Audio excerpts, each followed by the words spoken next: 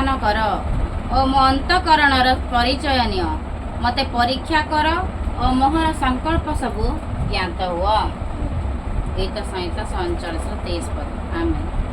हे परमेश्वर मोर अनुसंधान कर सदा प्रभु मते अनुसंधान कर माने मते खोजो है मो अंतकरणर परिचय दियो मोर अंतकरण मोर हृदयर परिचय दियो मु कौन है मते परीक्षा कर मोहर संकल्प सब कौन ज्ञात हो मन पकाओ मते मो विषय सब तुम मन पकाओ मते मन पकाओ है मते मते खोज तुम्हें है कि गीत संहिता 47:23 बहुत सुंदर वाक्य मान प्रति आज छोट वाक्य